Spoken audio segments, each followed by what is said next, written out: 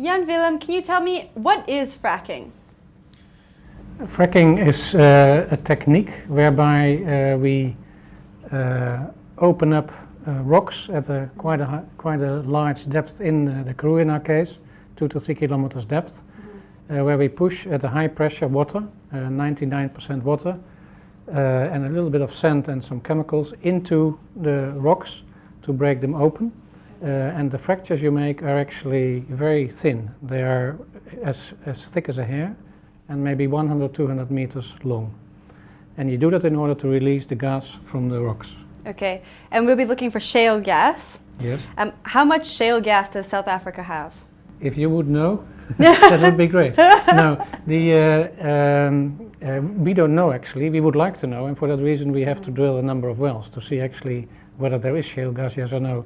The Americans have estimated that there could be 390 TCF, trillion cubic feet of gas in South Africa. Now, not all the listeners will understand how much that is, but I come from Holland, I live in Cape Town, but we discovered in the 60s in Holland 100 TCF gas field, and Holland is still doing very well with that field, and it's only for 2/3 produced. So 100 TCF is a huge amount of gas. If there would be 390 TCF of gas in South Africa, that would be an absolute game changer, not only on the energy side, because the country needs all the energy, but also on revenue side, on the job side. It would be a huge boost for economic development.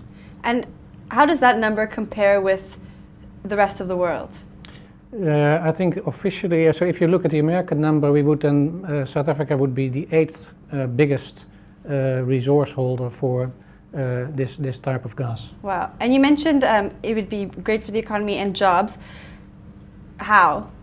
Well, if you, in the initial phase where we explore for this gas, you would actually not create a lot of jobs, because we would have to take in some drilling rigs that actually drill for this gas, and the skills of people that would be manning these rigs are not available here. But if you start and go, so if we have confirmation that the gas is there and we can produce it in commercial quantities, right, then you can bring this gas to areas where economic development happens, and that is where you create a lot of jobs. So we asked Econometrics to do a review of how many jobs could be created by this, and a 20 TCF case or a 50 TCF case, which is very modest as compared to the 390 that I just quoted, give between 300 and 700,000 jobs in their model. That's a model, so whether it's 300, 700, it's 100,000 of jobs, not with Shell, but because there is a security of supply, new industries will actually start blooming, and of course these would attract jobs. So that is how it would work. Okay, and I just want to clarify, the way we know if the gas is there is by fracturing the rocks and going in and finding it, basically. Good question, Jennifer. Yeah, we have to drill wells to actually see whether the shales are there and whether the gas is there. But the key point for us is to actually see whether we can produce the gas from these shales. To just drill in the shales and see that there's gas is not enough for us, because the key question in a way is how much gas can we retrieve from these rocks over time. Okay. And Julius, can you tell us about some of the environmental concerns regarding fracking from your standpoint? Yes, if you look at what the gentleman also mentioned earlier, that there's a lot of water that's being used. We're talking about millions of water in the Karoo, and we all know that from a groundwater resource point of view, that will not be viable enough. You know, if you see that it is a water scarce area, especially that South Africa is a water scarce country with global recognition on that.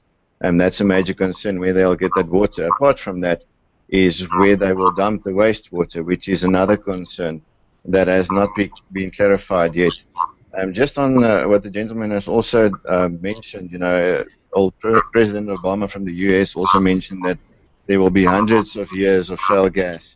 And like they said, 100 TCF and all these progressions, but if you look at the facts, global recognition on these TCFs is like 140 TCF in Marcellus to about 50 TCF. You know, there's a lot of issues on these econometrics developments as well. If you look at the report that Shell has received from econometrics in South Africa, they're talking about hundreds and thousands of jobs and all this gas But like the gentleman also said, if they need to explore because they don't know if there is any. I just want to share something, that Shell always says that they're a global leader in setting standards and are open and honest and transparent.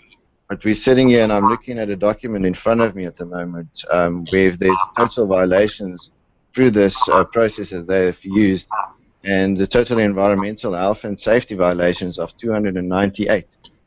And we're talking about total administrative violations in the environmental sector of 145 violations.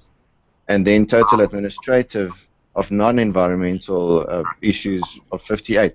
That is 443 environmental issues. So how must we sit at the moment, and we reviewed some of the environmental management plans, and there's not enough scientific resources available in that document, and we think that they need to clarify it and they need to spend more time on it.